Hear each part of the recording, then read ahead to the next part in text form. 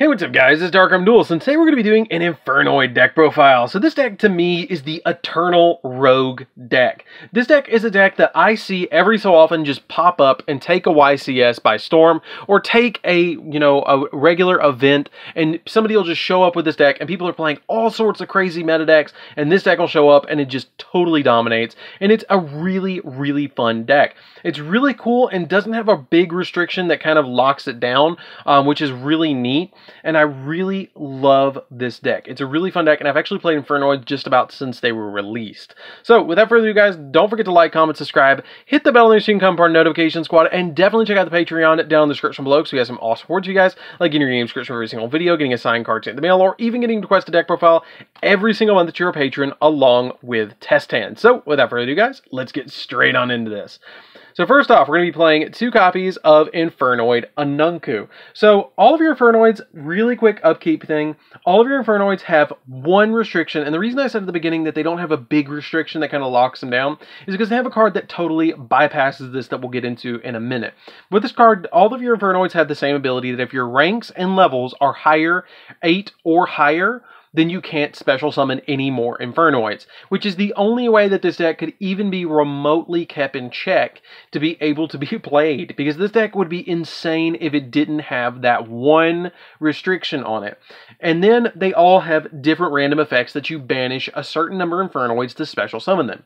For instance, Anunku, you have to banish 3 Infernoids from your hand or graveyard to special summon this card from your hand or graveyard. And then it also has the ability that when this card is special summoned, you destroy all their monsters on the field. And then once per turn during either player's turn, when a spell or trap or effect is activated, you contribute 1 monster to negate the activation. If you do, banish that card. Really awesome effect, especially with something like Lair of Darkness, letting you tribute your opponent's monsters to negate their own cards, giving them a -2. We then play 2 copies of Infernoid Deviati, which has the exact same effect as Anunku, except this card destroys all spells and traps on the field, and it can negate a monster effect by tributing a monster, which is pretty cool. Deviati is actually my favorite of all of the Infernoids, just for the artwork. We then play a single copy of Ontadel. Ontadel, you just have to banish 2 Infernoid monsters, which is pretty cool. You can also special summon this one from your hand or graveyard. When you get below level 5, you can't special summon them from the graveyard anymore. You have to special summon them from the hand. But this card has the really neat effect that when this destroys an opponent's monster by battle and sends it to the graveyard, you can activate this effect. This card can make a second attack in a row, and then once per turn, during either player's turn, you can tribute a monster and then target a card in your opponent's graveyard and banish it. We then play 2 copies of Semestus.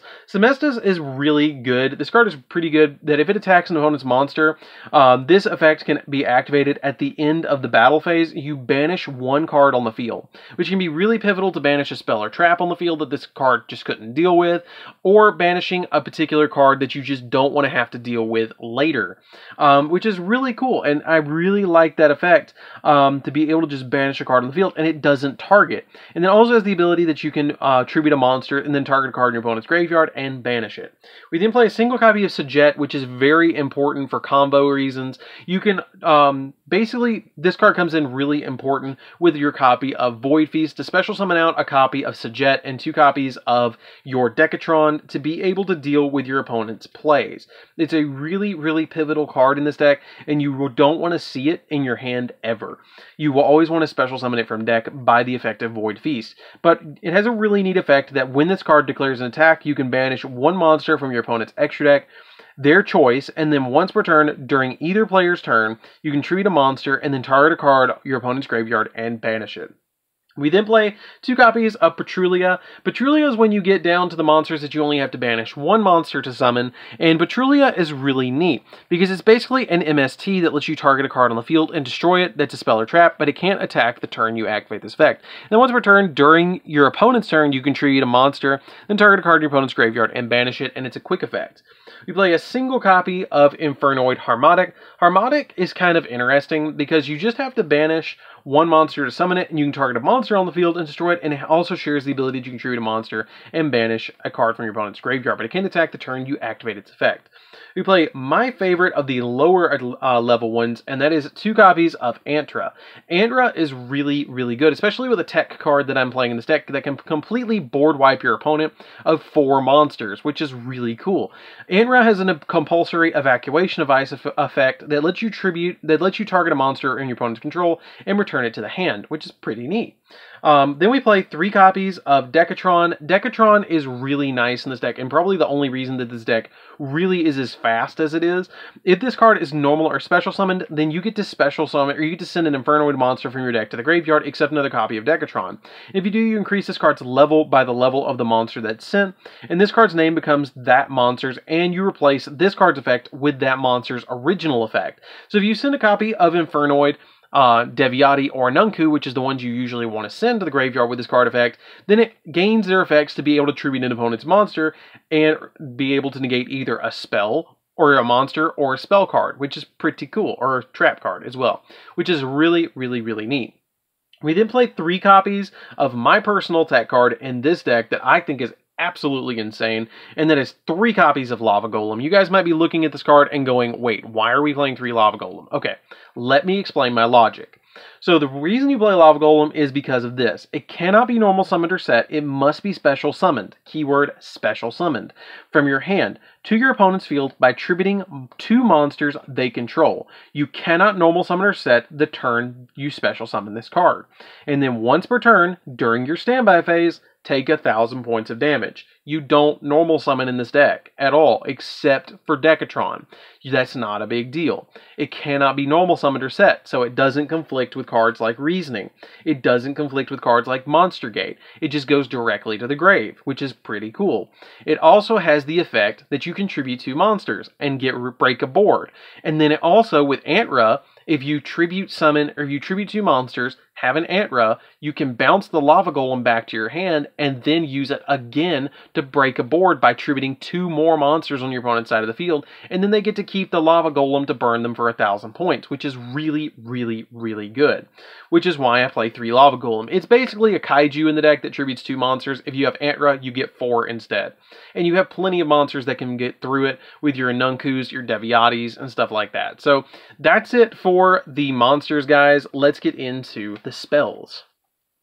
So for the spells, we're going to be playing a single copy of Card Destruction. This card helps us get our Infernoids to the graveyard as quickly as possible and dig into the deck for the cards we need. Reasoning, your opponent calls a level. If they know you're playing Infernoids, they're going to call level 1, but basically just is here for a massive Foolish Burial for cards from your deck to the graveyard. 3 copies of Monster Gate. Your opponent doesn't get to call a level, but you have to tribute a monster to activate this card's effect to be able to send cards off the top of your deck until you hit a monster that you can normal summon, and then you special summon that monster to your side of the field, which the only monster we play that you can summon is Decatron. So you have a lot of monsters that you're not going to have to deal with. We play 3 Pot of Extravagance because you just don't care about the extra deck at all. You banish, at the start of your main phase 1, you banish either 3 or 6, and then you draw 2 for every, or you draw 1 for every 3 that you sent. Pretty cool card.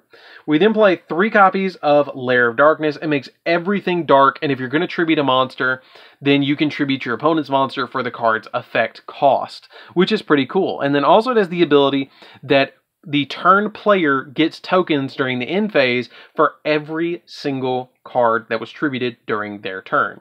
So if I use Lava Golem and tribute 4, and I have my copy of Lair on the field as well, then I get 4 tokens during the end phase that are dark. We then play 3 copies of Super Polymerization. Now, this is a weird card in the deck. A lot of people side this card. I think it's a main deck card. I think this card is too good with Lair of Darkness not to main, and I play too many Super Poly targets in the extra deck not to main this card, and it helps me break boards. This deck is the board break deck. We then play a single copy of Void Apocalypse. Void Apocalypse is a 1-of to me. I wouldn't play it at any more than 1. It helps you fix your hand sometimes if you need to discard an Infernoid to the graveyard to send another Infernoid from your deck to the graveyard. It helps out quite a lot, and it also has the ability that you can send this face-up card from your spell and trap card zone to the graveyard, and then you send Infernoid monsters with different names from your hand or deck to the graveyard up to the number of monsters your opponent controls that were special summoned from the extra deck, which can get you the 3 or 4 Foolish Burial, which is kind of helpful in some instances.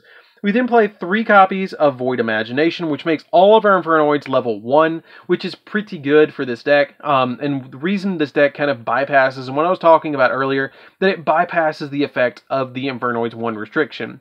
This also counts as a field spell, which is pretty cool, or not a field spell, but a fusion spell, which is pretty cool to summon out our Infernoid fusion monster, which is extremely easy to summon in this deck. And it also has an insane effect that lets you use 6 monsters from your deck as fusion material if your opponent controls a monster that was special summoned from the extra deck, which is pretty awesome. We then play 3 copies of Void Vanishment. Void Vanishment lets you discard a card to add a Void spell or trap from your deck to your hand, which except another copy of Void Vanishment or Null and Void, which actually has been errated in that effect. That text is actually Null and Void now, which is a really neat effect to be able to search your copy of Void Imagination or Void Apocalypse. So that's it for the spells, guys. Let's get into the traps. So for the traps, we're just playing a single trap, which is Void Feast, which is searchable with Void Vanishment, which is really important. And it has the ability that you can send a Void spell or trap from your hand or face up from your field, which is always going to probably be Void Vanishment, to your graveyard. And then if you do, you get to special summon Infernoid monsters from your deck that equal level 8, ignoring their summoning conditions, which is a really, really, really good effect to be able to grab those cards out of the deck as quickly as possible to be able to get those monsters on your field, because it's going to get you 2 Foolish Burials off your copies of Decatron, and it's going to get you 3 monsters on the field to go in for some insane link plays. So that's it for the main deck, guys. Let's get into the extra deck. So for the extra deck, we're going to be playing 3 copies of Infernoid Terra. Terra is really good. You want to play 3 because you got the copies of Pot of Extravagance. And this card's number 2 effect is the best effect. Or the number 1 effect is actually the best effect. This card requires an Anunku, a Deviati, and 1 other Infernoid monster to summon. And then when this card is fusion summoned, you based on the number of cards that you use to fusion summon this card, is the effects that it gets. If you send 3, then each player sends 3 cards from their extra deck to the graveyard. If you send 5 or more, each player sends the top 3 cards of the deck to the graveyard. 8 or more, each player returns up to 3 of their banished cards to the graveyard. But if you send 10 or more, each player sends their entire hand to the graveyard, which is pretty good for us and bad for our opponent. For our Super Poly targets, we're playing a single copy of World Chalice Guard Dragon, which is a really cool card in this deck. It actually can help you get rid of 3 link monsters that your opponent has, which is really, really nice. 1 copy of Starving Venom, which just helps you get rid of 2 dark monsters, and then Mud Dragon of the Swamp, which is really cool to help you get rid of 2 monsters with the same attribute but different types, which is really nice to be able to just deal with a bunch of cards. For the cards that we send to the graveyard, we usually send our 2 copies of Elder Entity Nist and a single copy of Cyframe Lord Omega, because Omega can get us cards back, which is super nice to be able to target one of your banished cards and return it to the graveyard. And if you do, if this card's in the graveyard, you get to target one of the cards in the graveyard, shuffle both this card into the deck, and then shuffle both of them into the deck, which is pretty cool to be able to just grab those cards back. And this card's really good to send to the graveyard. So you get 2 pops, and you get a card, and you get to rip 3 cards out of your opponent's extra deck as well. For the link monsters, we're playing a single copy of Zeroboros. Zeroboros just helps out because you banish so much in this deck, and it's really easy to just summon this card and get it really, really, really big. And it doesn't matter if we banish our field, it's just another board wipe that we have. 2 copies of Crusadia Equal Max. Equal Max is one of the insane cards of this deck. You can actually get Equal Max out at like 9,000 plus attack points, which is really cool by having a Semestus, a copy of Sajet, or a copy of Semestus, a copy of Untadel, and a copy of Lava Golem pointing up, which automatically just gets it insanely big. I mean, it's humongous when you summon it, and it gets a negation as well, which is pretty nice. Unicorn just to spin stuff. Phoenix to pop spells and traps, and then a single copy of Linkribo, just in case you need it, in case your opponent, like Infinite Impermanence, is a copy of Decatron. You still have a play that you can go into with your copy of Linkribo. So, that's it for the deck, guys. I hope you enjoyed it. It's a really fun deck to play around with. I really love playing around with Infernoids. It's probably one of my favorite rogue decks to play around with. And I really enjoy playing with Infernoids. It's just an overall really good deck. I mean, it's one of those decks that I don't think in the near future it's going to get power crap. And it's one of those decks that you can just take to an event, and it's either going to do really, really, really insane, or it's going to do good. Like, it's never going to be bad. Like, that's what's really cool about Infernoid. So anyways, guys, this is DarkArmedDuelist. Don't forget to like, comment, subscribe, hit the bell there so you can become part of the notification squad, and definitely tell me what you think of this video down in the comments down below, and we'll see you guys in the next video. See you later, guys.